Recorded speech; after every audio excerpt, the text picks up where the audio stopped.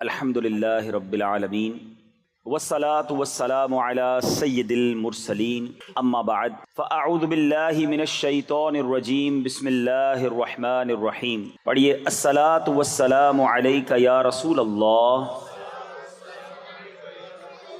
وعلی آلک واصحابک یا حبیب اللہ. الصلاة والسلام علیک یا نبی اللہ وعلى آلک واصحابک یا نور اللہ. ایک بار شفیع المذنبین انیس الغریبین صلی اللہ تعالی علیہ وسلم اپنی طبعی حاجات کے لیے کچھ باہر کے علاقے کی طرف تشریف لے گئے، لیکن اس دن کوئی آپ کے ساتھ نہ تھا. عموماً صحابہ کرام ساتھ جاتے تھے، پیارے آقا علیہ الصلوۃ والسلام اکیلے تشریف لے جا رہے تھے. امیر المومنین سیدنا فاروق اعظم رضی اللہ تعالیٰ عنہ نے دیکھا تو گھبرا اٹھے کہ نبی پاک اکیلے جا رہے ہیں. تو آپ پانی کا ایک مشکیزہ لیے پیارے آقا علیہ الصلوۃ والسلام کے پیچھے پیچھے چلنے لگے. اب دیکھا کہ نبی پاک علیہ الصلوۃ والسلام ایک چھپڑ کے نیچے بارگاہ الہی میں سجدہ ریز ہیں. فاروق اعظم رضی اللہ تعالیٰ عنہ تھوڑا دور کھڑے ہو گئے کہ میں دیکھتا ہوں کتنی دیر میں فارغ ہوتے ہیں سجدے سے، پھر کچھ کلام کروں گا. اب دیکھا کہ نبی پاک علیہ الصلوۃ والسلام نے طویل سجدہ کیا، اور جب سر اٹھایا تو فاروق اعظم رضی اللہ تعالیٰ کو دیکھا. اور اب میرے آقا علیہ الصلوۃ والسلام نے جو ارشاد فرمایا، کمال کا فرمان. میرے آقا فرماتے ہیں اے عمر تم نے اچھا کیا جو مجھے سجدے میں دیکھ کر پیچھے ہٹ گئے. بے شک ابھی جبریل امین میرے پاس آئے اور عرض کرنے لگے یا رسول اللہ صلی اللہ تعالی علیہ وآلہ وسلم، آپ کا جو بھی امتی آپ پر ایک بار درود شریف پڑھے گا اللہ عز و جل اس پر 10 بار رحمت نازل فرمائے گا اور اس کے 10 درجات بلند فرمائے گا. یعنی نبی پاک کو سجدے کے اندر یہ بشارت سنائی گئی کہ آپ کا کوئی بھی امتی آپ پر ایک بار درود پڑھے اس پر 10 رحمتیں نازل ہوں گی. میرے میٹھے اور پیارے اسلامی بھائیوں، مدنی چینل کے ناظرین، آج دنیا میں کون ہے جو یہ نہیں چاہتا کہ اللہ کی رحمتیں میرے ساتھ ہوں؟ آپ میں سے کئی بیمار ہوں گے، قرض دار ہوں گے، پریشان ہوں گے، مصیبت زدہ ہوں گے. مجھے بتاؤ ایک رحمت اللہ کی مل جائے تو مشکلیں آسان ہو جائیں. درود پڑھنے پر 10 رحمتیں ملتی ہیں. گویا اگر کوئی یہ چاہتا ہے کہ صبح و شام مجھ پر رحمتوں کی برسات ہوتی رہے تو میرے میٹھے اسلامی بھائیوں وہ صبح و شام درود پاک پڑھتا رہے، اس پر رحمتیں برستی رہیں گی. آپ گھر سے نکلیں درود پڑھنا شروع ہو جائیں. بہت سارے ایسے ہوں گے جو جاب کرتے ہوں گے، موٹر سائیکل پر، گاڑی پر، بس میں، جو گھر سے آفس کا راستہ ہے، اگر اس راستے میں درود پڑھتے رہیں ذرا سوچئے رحمتیں ساتھ ہیں. آفس پر پہنچ گئے، کاروبار کی جگہ پر پہنچ گئے، درود پڑھتے رہیں، جب جب موقع ملے رحمتیں برستی رہیں گی. انشاءاللہ بیماریاں بھی دور ہوں گی، روزی میں بھی برکت ہو جائے گی، اور اللہ نے چاہا ڈھیروں نیکیاں بھی ہاتھ آئیں گی. میں بھی نیت کرتا ہوں، آپ بھی نیت کر لیں کہ اب انشاءاللہ روزانہ کثرت کے ساتھ درود پاک پڑھیں گے. زبان ذکر و درود سے تر رہے، اس سے اچھی کیا بات ہوگی؟ تو خدا را اپنی زبان کو ذکر و درود سے تر رکھیں، فضول باتوں سے بچائیں. میں چوٹ کرنے کے لیے ایک بات کہتا ہوں، چوٹ کرنے کے لیے اگر آج یہ اعلان کر دیا جائے، اسکیمیں نکلتی رہتی نا، نئے نئے پروگرام، نئے نئے پروجیکٹ آتے ہیں، ایک اسکیم لانچ ہو جائے جو جتنے درود پڑھے گا اتنے روپے اس کو ملیں گے. اب آپ بتائیں کتنے درود پڑھیں گے؟ بندہ کہ یار ایک دن میں 10,000 درود پڑھنا کوئی مسئلہ نہیں ہے، اس کو کوئی بات نہیں کروں گا نا، فضول باتیں ختم، تسبیح لے کے بیٹھ جاتا ہوں چھٹی آفس کی. ایک دن میں 10,000 درود، 10,000 روپے. کتنے درود پڑھیں گے آپ؟ اپنے دل پر ہاتھ رکھ کے بتائیے کہ ایک درود 1 روپے کی کیا ویلیو ہے، اور ایک درود پر اللہ کی 10 رحمتیں مل رہی ہیں. کوئی کمپیریزن ہی نہیں نا. دنیا کی ساری دولت ایک طرف، میرے رب کی ایک رحمت اس کے سامنے کوئی حیثیت نہیں دنیا کی دولت کی. ہر درود پر 10 رحمتیں ہیں. مگر فضول باتوں کے لیے ٹائم، سوشل میڈیا کے لیے ٹائم، گپ شپ کرنے کے لیے ٹائم. تو بہرحال ان چیزوں میں وقت ضائع کرنے کی بجائے اگر روزانہ کچھ بار، سینکڑوں بار، 313 بار کم از کم درود پڑھ لیا جائے تو کتنی نیکیاں مل جائیں گی. انشاءاللہ پڑھیں گے درود پاک انشاءاللہ. آئیے محبت کے ساتھ درود پاک پڑھیں. صلو علی الحبیب صلی اللہ تعالی علی محمد صلی اللہ علیہ وسلم. آج ایک ایسی عظیم ہستی کا تذکرہ کرنا ہے اور بڑی امید کے ساتھ کرنا ہے، کیونکہ وہ ایک ایسی مبارک، ایسی عظیم، اتنی شاندار شخصیت کے مالک ہیں. اللہ کی بارگاہ میں ایسا مرتبہ ہے کہ انشاءاللہ ان کا تذکرہ کریں گے تو رحمتوں کا نزول شروع ہو جائے گا۔ علماء فرماتے ہیں کہ جہاں نیک لوگوں کا، اللہ کے پسندیدہ بندوں کا ذکر ہوتا ہے، وہاں رب کی رحمتوں کا نزول ہوتا ہے۔ اور آج تو واقعی ایسی عرفہ و اعلیٰ شخصیت کی بات کرنی ہے، ایمان بھی تازہ ہونا ہے، سیکھنے کو بھی بہت کچھ ملنا ہے، اور انشاءاللہ اپنے اپنے دامن رحمتوں سے بھر کر بھی جانے۔ شخصیت کون ہے؟ ایک شاندار واقعہ سنیے پہلے، ون آف دا بیوٹیفل، ایسا انسیڈنٹ کہ ایسی شخصیت جس کو اقتدار حاصل ہے، جو امیر المومنین یعنی آج کے دور میں اگر گنا جائے تو پریزیڈنٹ یا پرائم منسٹر کی پوسٹ پر ہے، the head of the country ہے، اب مدینہ منورہ ہے اور وہاں کی سرد رات ہے۔ اللہ آپ کو اور مجھے بار بار مدینہ دکھائے، کمال کا شہر ہے، گرمی بھی پوری شدت کے ساتھ حاضری دیتی ہے اور سردی بھی خوب برکتیں لینے پوری حاضری دیتی ہے۔ عرب شریف میں سردی کے بھی مزے ہیں۔ تو بہرحال سرد رات، موسم سرما عروج پر تھا، انسان تو انسان، جانور اور پرندے بھی اپنے اپنے گھروں میں، اپنے گھونسلوں میں، اپنی جگہوں پر چھپے ہوئے تھے، ہر طرف سناٹا چھایا ہوا تھا۔ ایسے وقت میں کوئی باہر نکلنے کا سوچ نہیں سکتا تھا۔ ایسے وقت میں تعجب کی بات یہ تھی کہ مدینہ منورہ کے دو مقیم علاقائی دورہ کرنے کے لیے نکل کھڑے ہوئے، شہر سے باہر دور کے علاقے کا۔ حلیے سے، لباس میں کوئی ایسا خاص فرق دونوں میں نظر نہیں آ رہا تھا کہ کون امیر ہے کون غریب ہے، دونوں ایک جیسے ہی حلیے میں نظر آ رہے تھے، لیکن تھا ان میں سے ایک آقا دوسرا غلام۔ مگر آقا اور غلام میں نہ لباس میں فرق، نہ جناب کوئی انداز میں فرق، دونوں ایک ساتھ چلتے ہوئے جا رہے تھے۔ اب مدینہ منورہ کی گلیوں کا مشاہدہ کرتے کرتے یہ دونوں 3 میل دور مشرق میں حرہ واقم تک نکل آئے۔ حرہ واقم یہ علاقہ ہے، وہاں چلے گئے۔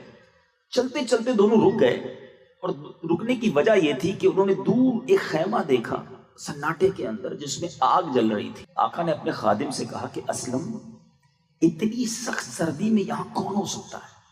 یونیک سی چیز تھی، ٹھنڈ کی رات، خیمے کے اندر آگ جل رہی۔ اسلم نے کہا آقا مجھے تو کوئی مسافر لگتا ہے یا کوئی قافلہ ہے جو سردی کی وجہ سے شاید یہی ٹھہر گیا، آؤ چل کر دیکھتے ہیں معاملہ کیا ہے۔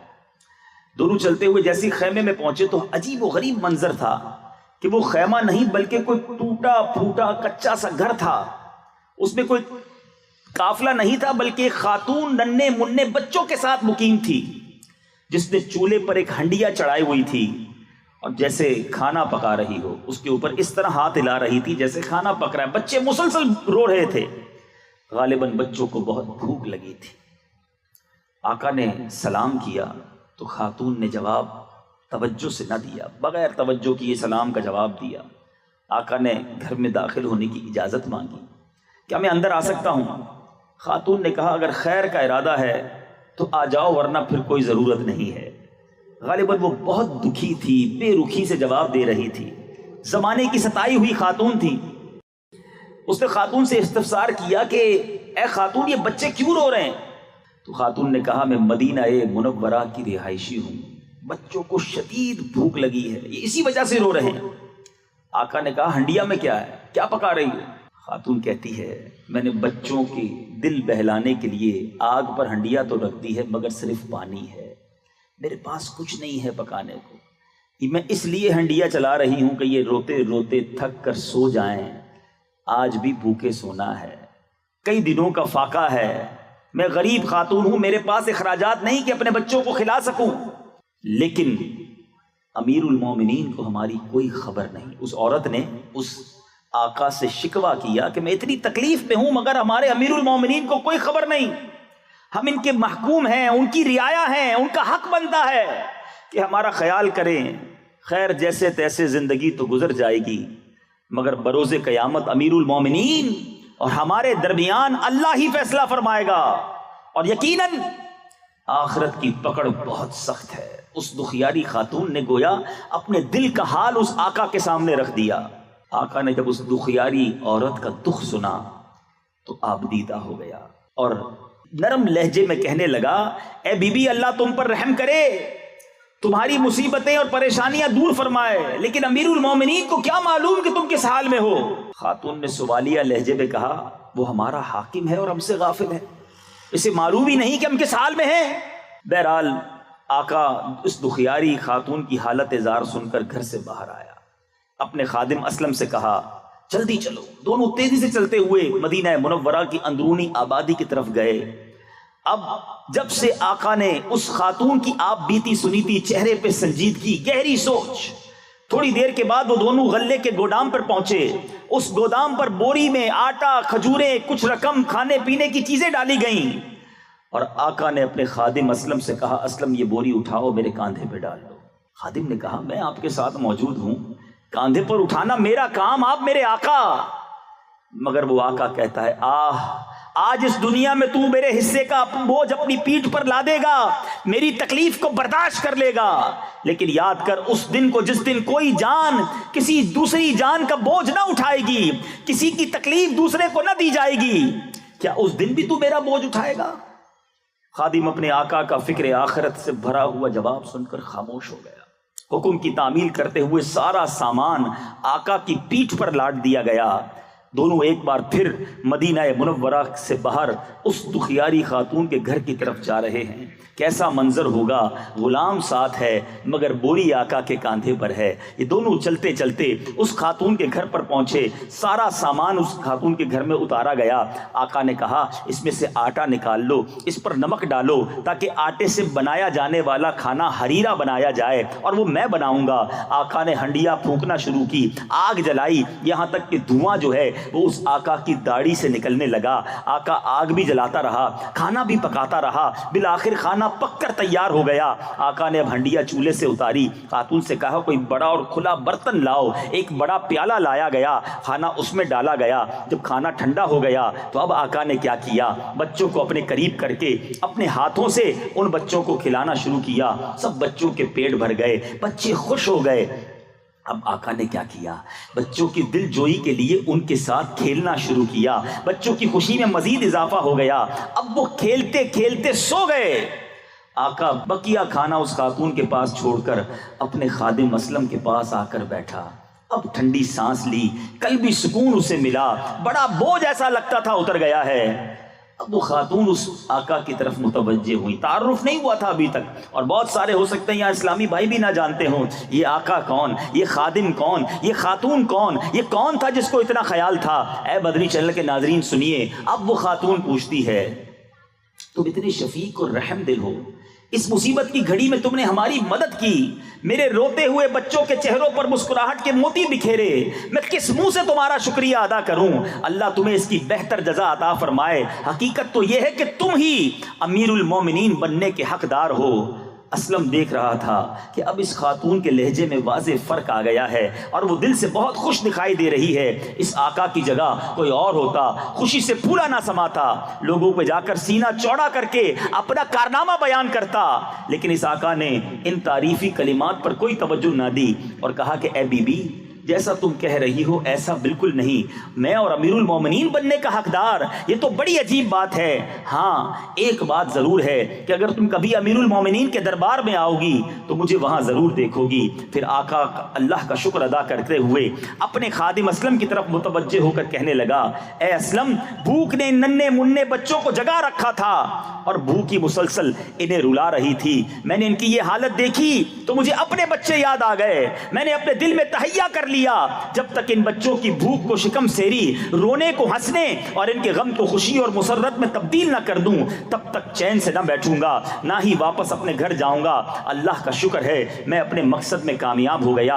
اے میرے میٹھے اسلامی بھائیوں، سوچئے تو صحیح، سب کے ذہنوں میں یہ سوال پیدا ہوگا کہ مدینہ منورہ کی سرد رات میں یہ کون تھا؟ اپنے خادم کے ساتھ شہر کا دورہ کرنے والی یہ شخصیت کون تھی؟ یہ کون تھا کہ جس نے خادم اور آقا کا امتیاز ختم کیا؟ یہ کون تھا جو اپنے خادم کے ساتھ بھی حسن اخلاق سے پیش آتا تھا؟ آقا علیہ الصلوۃ والسلام کی امت کی خیر خواہی کا جذبہ کیسا کوٹ کوٹ کر بھرا تھا؟ یہ کون تھا جس نے رات گئے ایک غریب اور نادار عورت اور اس کے روتے بچوں میں خوشیاں تقسیم کی. ہر لفظ سے جس کے خوف خدا ظاہر ہوتا تھا. یہ کون تھا جس نے بچوں کو اپنے ہاتھوں سے کھانا کھلایا, جس نے بچوں کے ساتھ کھیل کر ان کی دل جوئی کی, انہیں خوش کیا, جس کے عمل کو دیکھ کر وہ خاتون بے ساختہ پکار اٹھی کہ تم ہی امیر المومنین بننے کے حقدار ہو. جی ہاں میرے میٹھے اسلامی بھائیوں, آقا علیہ الصلوۃ والسلام کی دکھیاری امت کی خیر خواہی کا عظیم جذبہ رکھنے والا یہ شخص کوئی اور نہیں بلکہ خلیفہ ثانی امیر المومنین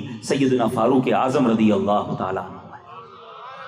یہ سیدنا عمر فاروق اعظم رضی اللہ تعالیٰ عنہ ہیں جن کی زندگی میں ایسے ایک نہیں 20 واقعات ہیں. دکھ امت کا, خیال امت کا, احساس ذمہ داری کیسی تھی. یہ واقعہ آج کے دور اور رہتی دنیا کے حکمرانوں کے لیے, رہتی دنیا کے اقتدار میں آنے والوں کے لیے کیسا درس ہے کہ جس کو جس چیز کا ذمہ دار بنایا گیا وہ اس بات کا خیال رکھے. ٹھیک ہے, ہم میں یہاں کوئی وزیر نہیں بیٹھا, ہم میں یہاں کوئی حکومت کا بندہ نہیں بیٹھا, مگر ہم بھی ذمہ دار ہیں. کسی کو محلے کی ذمہ داری ہوتی ہے, کسی کے پاس برادری کی ذمہ داری ہوتی ہے, کسی کے پاس گھر کی ذمہ داری ہوتی ہے, کوئی گھر میں بڑا بھائی ہوتا ہے, کوئی والد ہوتا ہے. ہر کسی کو اپنی رعایا کا خیال رکھنا چاہیے, ہر کسی کے پاس جو ذمہ داری ہے اس بات کا خیال رکھنا چاہیے. حضرت عمر رضی اللہ تعالیٰ عنہ امیر المومنین تو کیا بنے, انصاف کی ایسی مثال قائم کی. ذمہ داری کا احساس کیسا تھا میرے میٹھے اسلامی بھائیوں. ایک بار امیر المومنین مولا مشکل کشا کرم اللہ تعالیٰ وجہ الکریم کیا فرماتے ہیں کہ میں نے امیر المومنین حضرت عمر فاروق رضی اللہ تعالیٰ عنہ کو دیکھا کہ اونٹ پر سوار ہو کر بڑی تیزی سے کہیں جا رہے تھے. میں نے کہا یا امیر المومنین کہاں تشریف لے جا رہے ہیں؟ جواب دیا صدقے کا ایک اونٹ بھاگ گیا ہے, اس کی تلاش میں جا رہا ہوں. اگر دریائے فرات کے کنارے پر بکری کا ایک بچہ بھی مر گیا تو بروز قیامت عمر سے اس کے بارے میں پوچھ گچھ ہوگی. یہ تھا احساس ذمہ داری.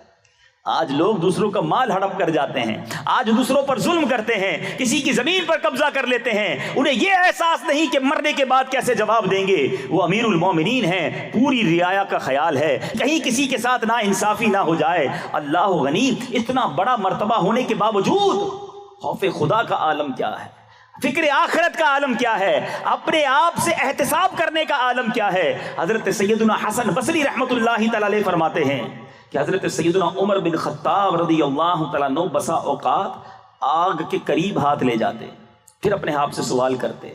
ہم بھی تو روزانہ آگ دیکھتے ہیں نا, مگر انداز دیکھیں, آگ کے قریب ہاتھ لے جا کر اپنے آپ سے سوال کرتے, اے خطاب کے بیٹے, کیا تجھ میں یہ آگ برداشت کرنے کی طاقت ہے؟ سوچو, احتساب کا انداز کیا تھا, آخرت کی یاد کرنے کا انداز کیا تھا.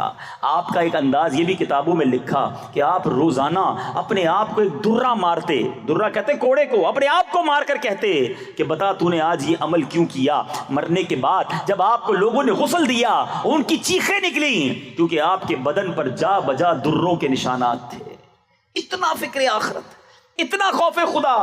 حضرت سیدنا فاروق اعظم رضی اللہ عنہ فرمایا کرتے, جہنم کو کثرت سے یاد کرو کیونکہ اس کی گرمی نہایت سخت اور گہرائی بہت زیادہ ہے, اور اس کے ہتھوڑے لوہے کے ہیں جن سے مجرموں کو مارا جائے گا.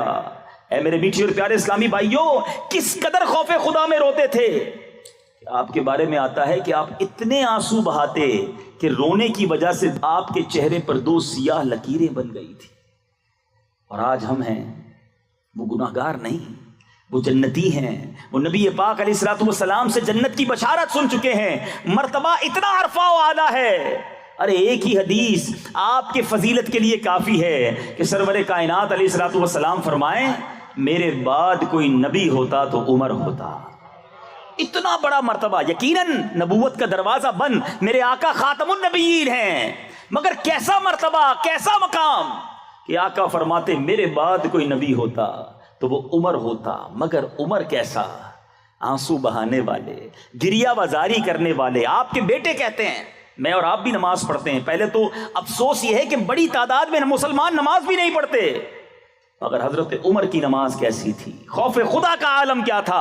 آپ کے صاحبزادے حضرت عبداللہ ابن عمر رضی اللہ تعالیٰ عنہ فرماتے ہیں کہ میں نے امیر المومنین سیدنا عمر رضی اللہ تعالیٰ عنہ کے پیچھے نماز ادا کی, اپنے والد کے پیچھے نماز ادا کی, تو کہتے ہیں میں نے 3 صفوں پیچھے آپ کے رونے کی آواز سنی. آپ نماز پڑھ رہے ہیں, اس قدر روتے تھے کہ 3 صفیں پیچھے بھی رونے کی آواز آتی تھی. کبھی ایک بار once in a life time ایسا ہوا ہو نماز پڑھتے پڑھتے ہمارے آنسو بہے ہو. نماز میں تو ہمارا دھیان ہی کہیں اور ہوتا ہے, ہمیں تو پتہ ہی نہیں.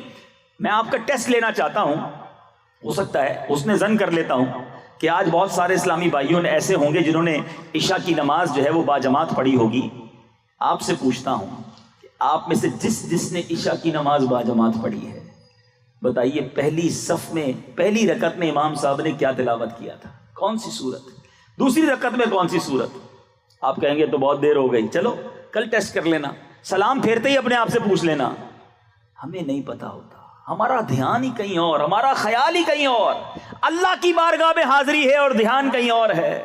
یہ روتے تھے, یہ گر گڑاتے تھے, ان کی التجاؤں کا عالم یہ تھا, مگر آج گناہ کر کر کے نامہ اعمال سیاہ کر دیا. مگر ہمیں اللہ کی بارگاہ میں خوف خدا کے سبب رونا نہیں آتا. ہنس ہنس کے لوگ گناہ کرتے ہیں, ایسا برا حال ہو گیا ہے. ایک تو دیکھیں انسان سے گناہ ہو جائے نا, شرمندہ ہو جائے, ڈر جائے, معافی مانگے, مگر آج حال یہ ہے کہ گناہ بھی ہو رہا ہے اور شرمندگی بھی نہیں ہے. بڑی کہہ کے لگا کے ناچ گانے ہوتے ہیں, کہہ کے لگا کے جوئے کھیلے جاتے ہیں. ارے جناب بڑی مسرت کے ساتھ بدکاریاں اور بے حیائیاں کی جاتی ہیں. کچھ دوست مل جائیں تو گناہوں کے دفتر کھل جاتے ہیں. یاد رکھیے روایتوں کا مضمون ہے, جو ہنس ہنس کر گناہ کرے گا اس کو روتے روتے جہنم میں ڈالا جائے گا. اسی طرح میرے پیچھے اسلامی بھائیوں, ایک تو ہے چوری, پھر سینہ زوری. لوگ گناہ کر کے پھر اترا کے بتاتے ہیں اکیلے میں گناہ کیا, اللہ نے عیب چھپائے ہیں تمہارے. صبح ہوتی ہے تو لوگوں کو بتاتے ہیں, بلکہ اب تو انٹرنیٹ کا زمانہ, شیئر کر دیتے ہیں. میں نے یہ فلم دیکھی, اب آپ بھی دیکھیں. میں نے یہ گانا سنا, بڑا اچھا ہے, آپ بھی سنیں. میں فلاں بے حیائی کا کام کر کے آیا, آپ بھی جائیے. اللہ اکبر. ارے اللہ کے بندے, یہ گناہ جاریہ کی مار کیسے برداشت کرو گے؟ کام وہ کرنے ہیں زندگی میں جو ثواب جاریہ والے ہوں. کوئی ایسی نیکی کر جاؤں کہ میری وجہ سے دوسرے بھی کرنے والے بنے. خوش نصیب ہیں جو مسجدیں بناتے ہیں, مدرسے بناتے ہیں, کنویں کھدواتے ہیں, مسلمانوں کو علم دین پہنچاتے ہیں, انہیں قرآن سکھاتے ہیں, انہیں نماز سکھاتے ہیں. ماشاءاللہ مجھے ایسے اسلامی بھائی بھی نظر آ رہے ہیں جن سے میں نے مدرسۃ المدینہ پڑھا ہے, آپ کی PNT کالونی میں. اللہ کی رحمت سے امید ہے جب تک تلفظ کے ساتھ قرآن پڑھوں گا انشاءاللہ ہمارے ان استاد صاحب کو ثواب ملے گا. یہ ہے وہ ثواب جاریہ جو نیکی کے کام کرنے والے کرتے ہیں. اے میرے بیٹے اسلامی بھائیوں, سوچئے ہم نے زندگی میں کتنے ایسے کام کیے جو مرنے کے بعد کام آئیں گے. آج لوگ ایسے گناہ کرتے ہیں کہ جس سے گناہ جاریہ کا کام. ایک مثال دیتا ہوں, آج کے دور میں موبائل فون پر میوزیکل ٹیون رکھی جاتی ہے. پہلے تو وہ میوزیکل ٹیون ہوتی تھی جو ہم سنتے ہیں, وہ بھی حرام ناجائز نہیں رکھنی چاہیے, مگر ایک میوزیکل ٹیون میوزک کی وہ ہوتی ہے جو مجھے کال کرنے والا سنے, میں نہ سنوں. جو مجھے کال کرے وہ بھی گانے سنے, چاہے اس کو سننے کے نہیں سننے. اللہ کے بندو, اتنا گناہ کمانے کا شوق ہے, تم فون نہ بھی اٹھاؤ وہ تمہاری وجہ سے میوزک سنے گا. اس کا گناہ کس کو ہوگا, اس کا جواب کیسے دو گے؟ سوچئے, عجیب عجیب چیزیں انٹرنیٹ پر شیئر کرتے ہیں. بے حیا عورتوں کی, بے پردہ عورتوں کی تصویریں شیئر کرتے ہیں, فلموں ڈراموں کے کلپ شیئر کرتے ہیں. ارے تم مر جاؤ گے, وہ دیکھا جاتا رہے گا, وہ شیئر ہوتا رہے گا, وہ ڈسٹریبیوٹ ہوتا رہے گا. اللہ کی بارگاہ میں کیسے جواب دو گے؟ اگر قبر میں ہتھوڑے پڑنے لگے, قبر میں کیڑے مکوڑے آ گئے, تمہارے ان گناہ جاریہ کے سبب تو کیا کرو گے؟ ارے مرنے سے پہلے کچھ ایسا کام کر جاؤ, میں رہوں نہ رہوں مجھے قبر میں ثواب کے تحفے پہنچتے رہیں. کچھ نمازی بنا جاؤں, کچھ حافظ قرآن بنا جاؤں, کچھ علماء بنا جاؤں, کچھ خود سیکھ کر دوسروں کو سکھا جاؤں. اللہ نے رقم دی, پیسہ دیا, تو راہ خدا میں ایسا خرچہ کر جاؤں کہ میرے مرنے کے بعد مجھے ثواب کے تحفے پہنچتے رہے. مگر آج کس کو فکر ہے؟ حضرت عمر رضی اللہ تعالیٰ عنہ قطعی جنتی, مقام کیسا. آؤ فاروق اعظم رضی اللہ تعالیٰ عنہ کا ذرا تعارف سنو اور ایمان تازہ کرو. اللہ کریم نے مرتبہ کیسا دیا. آپ خلیفہ دوم ہیں, جانشین پیغمبر ہیں, وزیر نبی ہیں. حضرت عمر آپ کا نام, کنیت ابو حفص اور لقب فاروق اعظم ہے. ایک روایت میں ہے 39 مردوں کے بعد آپ ایمان لائے, 39 مردوں کے بعد آپ ایمان لائے, اور آپ 40 کا عدد پورا کرنے والے. سبحان اللہ. ٹھیک ہے, اور اعلان نبوت کے 6 سال ایمان لایا. صحابہ کرام کو بڑی ہمت آ گئی. میرے آقا علیہ الصلوۃ والسلام نے حضرت عمر کے ایمان کے لیے دعا کی. آپ جب ایمان نہیں لائے تھے نا, ان کے ایمان لانے کے لیے دعا کی. آپ مراد رسول ہیں. بڑا ظلم, بڑا ستم تھا اس وقت. مسلمان چھپ چھپ کر نماز پڑھتے تھے. حضرت عمر ایمان تو کیا لائے, مسلمانوں کا سینہ چوڑا ہو گیا. عاشقوں کے امام اہل سنت لکھتے ہیں نا, ناریوں کا دور تھا, دل جل رہا تھا نور کا. ناری کہتے ہیں جہنمی, وہ لوگ جو تکلیف پہنچانے والے, اسلام دشمن. ناریوں کا دور تھا, دل جل رہا تھا نور کا, تم کو دیکھا ہو گیا ٹھنڈا کلیجہ نور کا. آقا نے جب دیکھا کہ حضرت عمر ایمان لائے, نبی پاک بھی بہت خوش ہوئے. اور یہ شخصیت کیسی ہیں, تھوڑے عرصے پہلے, کچھ گھنٹوں پہلے, کچھ دنوں پہلے تو تمنا یہ تھی, معاذ اللہ نبی پاک علیہ الصلوۃ والسلام کو شہید کر دوں گا. تلوار ہاتھ میں لے کر گھوما کرتے تھے. جیسے ہی ایمان لائے, دیکھیے میرے آقا کی ذات کیسی ہے. دنیا میں ایسا کوئی شخصیت, کوئی ایسی مثال نہیں ملتی کہ جس کو مارنے کے لیے, جس کی جان لینے کوئی آتا ہو اور ان کا دیدار کر کے ان کے قدموں پر جان دینے والا بن جاتا ہو. نبی پاک کے ساتھ کئی بار ایسا ہوا کہ لوگ گرفتار کرنے آتے تھے, مگر جلوہ جانا دیکھتے تھے, آقا کے عشق میں گرفتار ہو جاتے تھے. حضرت عمر کے ساتھ بھی ایسا ہوا, تلوار ہاتھ میں ہے اور ارادہ یہ ہے کہ نبی پاک علیہ الصلوۃ والسلام کو معاذ اللہ شہید کرنا ہے, مگر جب جلوہ جانا دیکھا, پیارے آقا نے دعوت دی, کلمہ پڑھا, اسلام قبول کیا. اور ویری فرسٹ ٹائم جیسے ہی اسلام قبول کرتے ہیں, کہتے ہیں یا رسول اللہ, پہلے تو یہ تھا کہ کفار مکہ کہ ساتھ میں جب تھا تو میں کہا کرتا تھا دیکھتا ہوں مسلمان نماز کیسے حرم میں ادا کرتے ہیں, آج میں دیکھتا ہوں مسلمانوں کو نماز پڑھنے سے کون روکتا ہے. Look at the revolution, look at the انقلاب کیسا تھا.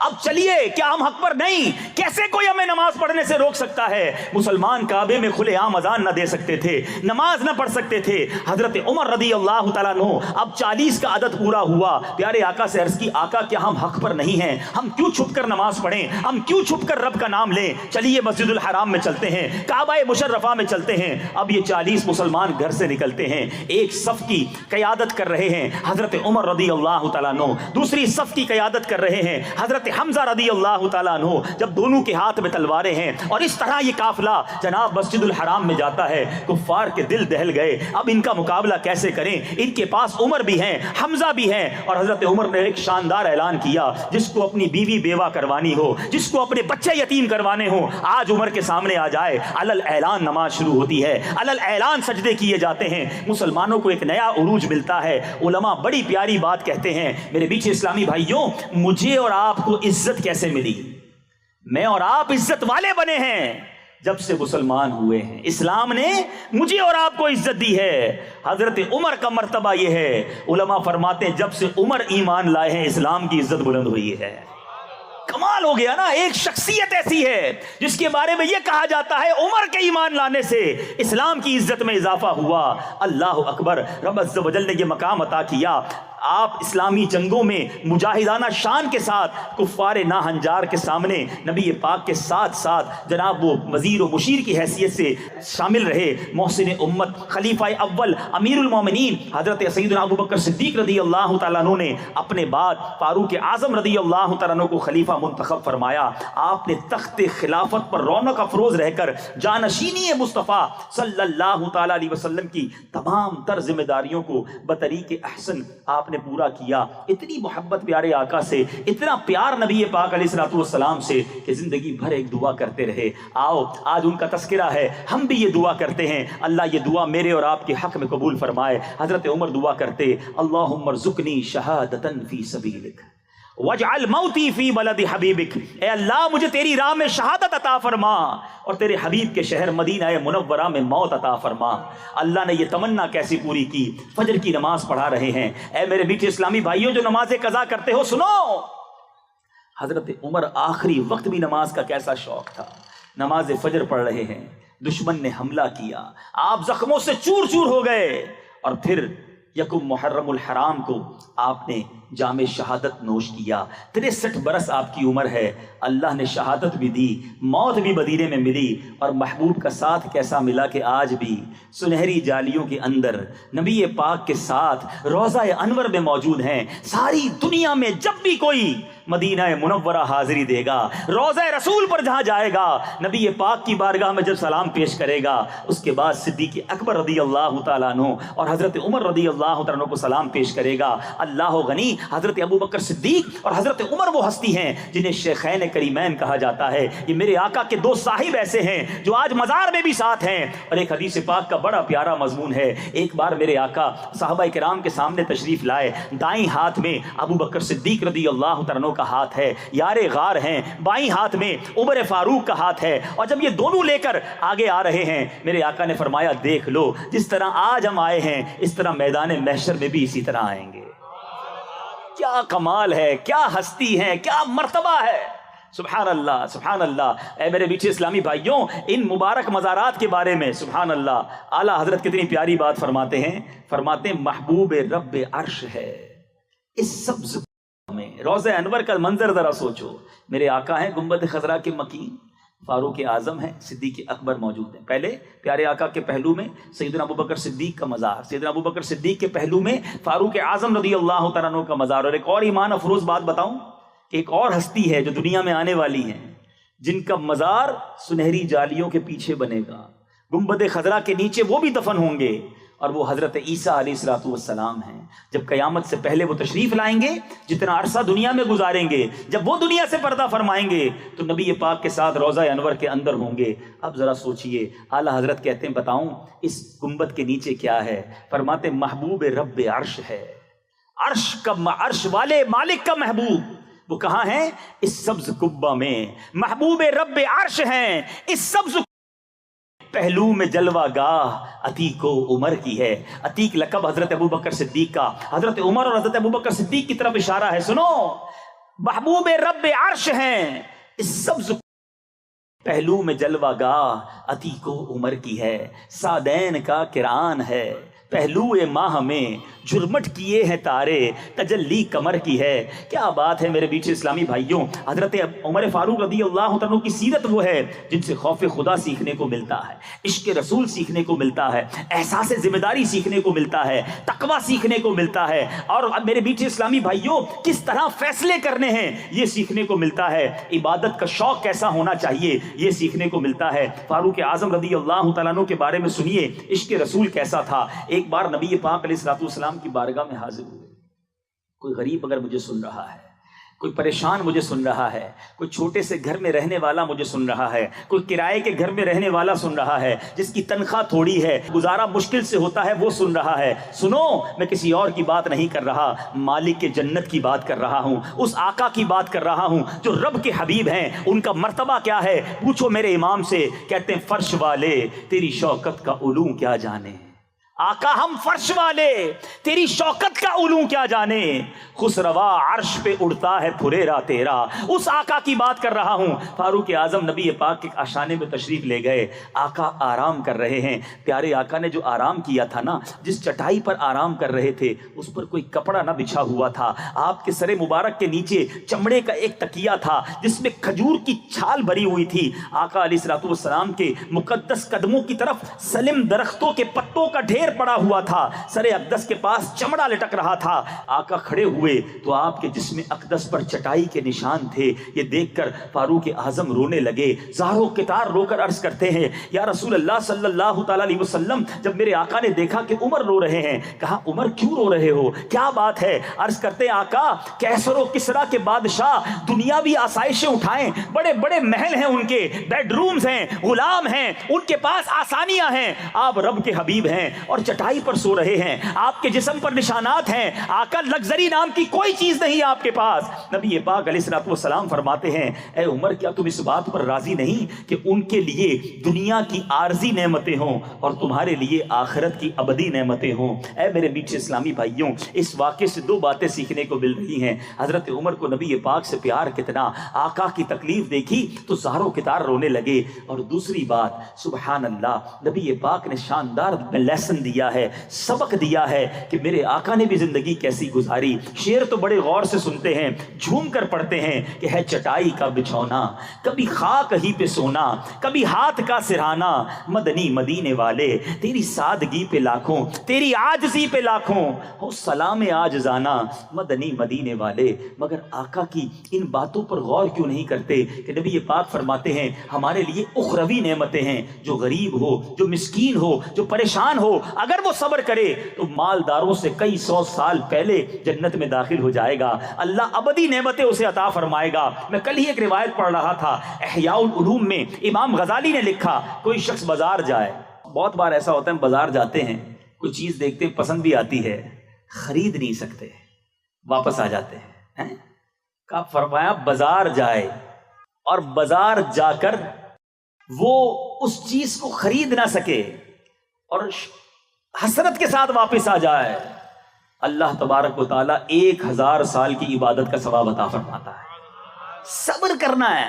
اب بازار گئے، یار میرے پاس تو پیسے ہی نہیں، اتنا مہنگا جوتا خرید ہی نہیں سکا، میں تو بکرے کا گوشت لے ہی نہیں سکا، آج تو چکن بھی نہیں لا سکا، سبزی ہی لے آیا۔ یہ شکوے نہیں کرنے، صبر، یا اللہ تیرا شکر، تیری مہربانی، جو تو نے دیا تیری مہربانی۔ جوتا نہیں خرید سکا، پیر تو ہے نا، پیر بھی نہ ہوتے تو کیا کرتے؟ ہر حال میں اللہ کا شکر ادا کرنے والے بنے۔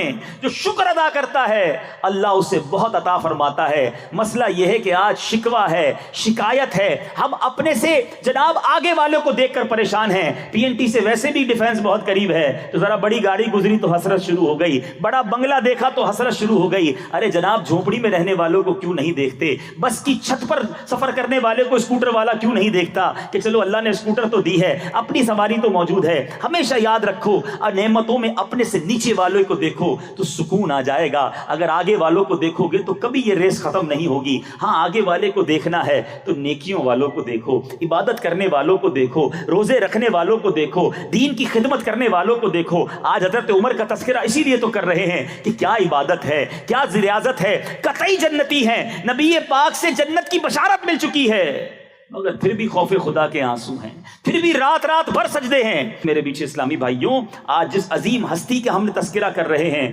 ہمیں نبی پاک علیہ الصلوۃ والسلام کے اس مبارک ساتھی کی سیرت سے بہت کچھ سیکھنا بھی ہے اور عمل بھی کرنا ہے۔ اللہ غنی، فاروق اعظم رضی اللہ تعالیٰ عنہ کے بارے میں آپ نے وہ حدیث تو سنی کہ میرے بعد کوئی نبی ہوتا تو عمر ہوتا۔ اب ایک اور پیارا انداز دیکھیے، ایک بار حضرت عمر رضی اللہ تعالیٰ عنہ نے نبی پاک سے اجازت مانگی کہ میں عمرے پر جانا چاہتا ہوں۔ پیارے آقا سے، پیارے آقا علیہ الصلوۃ والسلام نے اجازت دیتے ہوئے ارشاد فرمایا، اے میرے بھائی ہمیں اپنی دعا میں نہ بھول جانا۔ کونین کے والی نبی پاک اپنے صحابی سے کہہ رہے ہیں کہ میرے لیے دعا کرنا۔ بعض روایات میں یوں بھی آیا کہ اے میرے بھائی اپنی دعا میں ہمیں بھی شامل رکھنا۔ امیر المومنین فاروق اعظم فرماتے ہیں، جہاں کی تمام تر نعمتوں سے بڑھ کر میرے لیے یہ نعمت تھی کہ میرے آقا نے مجھے اے میرے بھائی کہہ کر پکارا، نبی پاک نے مجھے یہ لقب عطا کر دیا، اور مجھے کیا چاہیے؟ سبحان اللہ۔ ایک بار میرے میٹھے اسلامی بھائیوں، پیارے آقا علیہ الصلوۃ والسلام کی ایک اور حدیث سنیے اور ایمان تازہ کیجئے کہ نبی پاک علیہ الصلوۃ والسلام حضرت عمر کے بارے میں کیا فرماتے ہیں۔ سبحان اللہ، ساری دنیا نبی پاک کے فضائل بیان کرے، اس ہستی کا عالم کیا ہوگا جس کی فضیلت میں حدیث پاک مل جائے۔ آقا فرماتے ہیں آسمان کے تمام فرشتے حضرت عمر کی عزت کرتے ہیں اور زمین کا ہر شیطان ان کے خوف سے لرزتا ہے۔ ایک اور جگہ میرے آقا فرماتے ہیں حضرت عمر رضی اللہ تعالیٰ عنہ اہل جنت کے چراغ ہیں۔ ایک اور جگہ سرور کائنات علیہ الصلوۃ والسلام نے فرمایا اللہ عز و جل کی رضا حضرت عمر کی رضا ہے اور حضرت عمر کی رضا اللہ عز و جل کی رضا ہے۔ سبحان اللہ، اس قدر باتیں ہیں، اس قدر چیزیں ہیں کہ ایمان تازہ ہو جائے کہ کیسے کیسے کرامت اور فضائل رب نے عطا فرمائے۔ اہل مصر کرامتیں کیسی، ایک کرامت سنیے، ایمان تازہ کیجیے۔ جب مصر فتح ہوا تو ایک روز اہل مصر نے حضرت سیدنا عمرو بن عاص رضی اللہ تعالیٰ عنہ کے پاس آئے اور کہا کہ حضور ہمارے یہاں دریائے نیل کی ایک رسم یہ ہے کہ سال میں ایک بار ایک لڑکی کو تیار کر کے اچھے کپڑے پہنا کے ہم اس دریا میں غرق کر دیتے ہیں، تو یہ دریا جاری ہوتا ہے۔ ہماری رسم یہ ہے کہ جس سال لڑکی کو نہیں اس دریا میں ڈبوئیں گے تو دریا جاری نہیں ہوگا۔ تو حضرت عمرو بن عاص صحابی رسول نے کہا یہ تو ممکن ہی نہیں ہے، یہ کیسے ہو سکتا ہے، ایسی رسم اسلام اجازت نہیں دیتا۔ لوگوں نے کہا حضرت نہیں کریں گے تو پانی نیچے چلا جائے گا۔ نہیں بالکل نہیں جائے گا۔ آپ نے خط لکھا حضرت عمر کو کہ حضور ہمارے مصر میں ایسی رسم ہے اور یہاں تو لوگ کہتے ہیں جب تک لڑکی کو غرق نہیں کیا جائے گا دریائے نیل جاری نہیں ہوگا۔ کرامت دیکھو، حضرت عمر خود نہیں گئے، خط لکھا۔ کس کے نام خط لکھا؟ دریائے نیل کے نام خط لکھا۔ کوئی دریا کے نام بھی خط لکھتا ہے؟ مگر چاہیں تو اشاروں سے اپنے کایا ہی پلٹ دیں دنیا کی، چاہیں تو اشاروں سے اپنے کایا ہی پلٹ دیں دنیا کی، یہ شان ہے ان کے غلاموں کی، سرکار کا عالم کیا ہوگا۔ جس وقت خدمت میں ان کی بو بکر عمر عثمان و علی، اس وقت رسول اکرم کے دربار کا عالم کیا ہوگا؟ ذرا سوچئے. حضرت عمر نے خط لکھا دریائے نیل کے نام، حضرت عمر بن عاص کو بھیجا. اس خط میں کیا لکھا تھا کہ اے دریائے نیل، اگر تو اللہ کے حکم سے چلتا ہے تو جاری ہو جا، اور اگر اللہ کے حکم سے نہیں چلتا تو پھر ہمیں تمہاری کوئی پرواہ نہیں. جیسے ہی اس رکے کو ڈالا گیا، دریائے نیل کیسا جاری ہوا کہ 1400 سال گزر گئے ہیں، اس کے بعد دریائے نیل خشک نہیں ہوا، آج تک جاری ہے. یہ ہے شان اللہ والوں کی. اے میرے میٹھے اور پیارے اسلامی بھائیوں، آج اس مبارک ہستی کا ہم نے تذکرہ کیا ہے. ہم اللہ سے دعا کرتے ہیں کہ رب کریم تربت سیدنا فاروق اعظم پر کروڑوں انوار و تجلیات کی بارش برسائے، ہم سب کو ان کے فیوز و برکات سے مالا مال فرمائے. اللہ تعالی ہم سب کو عمل کرنے کی توفیق عطا فرمائے. آمین بجاہ النبی الامین صلی اللہ تعالی علیہ وسلم.